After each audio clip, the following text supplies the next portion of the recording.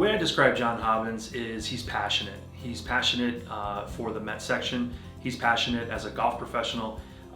He's a passionate educator, and I think that comes through not only to his students and his business, but then the offshoot of that is everybody around him.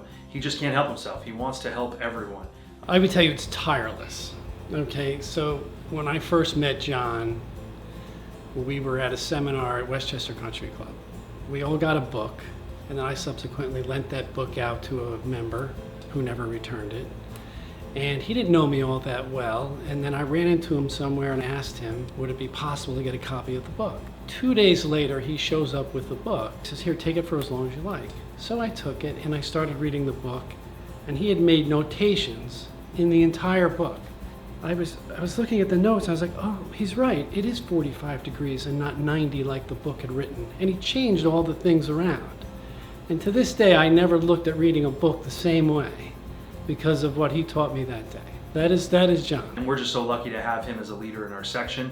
And his involvement really speaks to that. He's involved on the section level as an officer. He's involved in the committee on the education side, and he's just been really the go-to person in these last 2 years through some difficult times with COVID, and has really brought to the table into our section a wealth of knowledge, definitely involved in all the different assets that make us successful. He's very thoughtful, but he's tireless in his research of things, and he'll do it for anybody. It's not just me. He'll do it for you. He'll do it for Corey. He'll do it for everybody. It's unbelievable. I don't know how he finds the time to do it, but he does. You know, when I think about this award, it really begins with involvement. And if you're not involved in the section, whether it's PGA Hope, whether it's education and attendance, and then to take that involvement of just being a part of the community and actually taking a leadership role is, I think, what really separates John.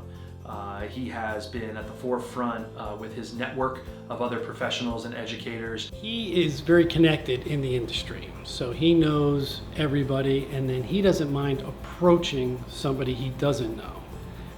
If he wants to know the answer, he's going to find it out, and I don't care if he has to ask Tiger Woods. He will go and ask him. Even today, when I met him downstairs, he took me outside and showed me a putter, and I've never heard of it, and that's what I do. I find these kind of things, and he finds it first.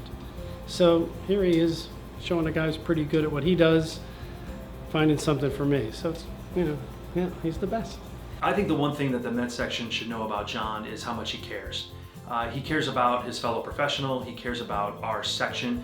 He wants to be the best, and through that, he wants to better the people around him. And I've been fortunate to sit by his side through the last couple of years through the board and the education committee, and he's made me a better professional. And so I'm thankful for how much he cares, because it definitely has put a stamp on my life, and I'm sure a lot of other professionals in our section would agree with that. I don't know if everybody's aware of how much work he puts into all of the seminars that go through. Just with the one he did with me, there's a lot of questions going back and forth. There's a lot of email. There's a lot of conversation as to the topic that he wants to cover.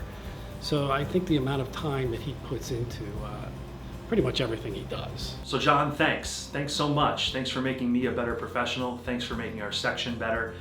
Thanks for putting us and the group in front of perhaps your own needs a lot of time. You're selfless.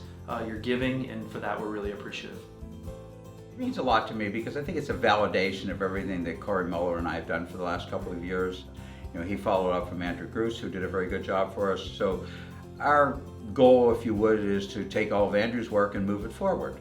And I think we've done a very good job of that. So I think part of what we feel our responsibility has been is to educate the golf professional so that he or she can do a meaningful job. I think every one of us who has had the opportunity to work in this profession has had a lot of help along the way. There's always been somebody in our relationships who has mentored us along the way, and I think it's incumbent upon us to help our other professionals, because a lot of our younger professionals are moving up and taking head professional jobs. So I think the more we can do to prepare them, the better off we are doing that.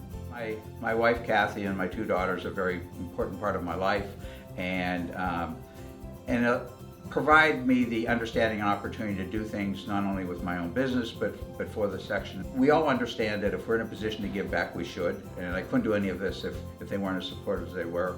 Jim Hardy, along with Hank Haney, have been very instrumental in helping me along the way, especially with my education and my teaching. Corey and I have worked really well together. I've learned a lot from him. I hope he's learned some things from me. Everything we've done on the Education Committee is successful because we've had the support of the section office. So when it goes seamless for a reason, because everybody's done a lot of work ahead of time. So, Noah and Caitlin, couldn't do it without you. Thank you so much for your support. And I think it's a give and take among golf professionals that just kind of feeds the whole industry.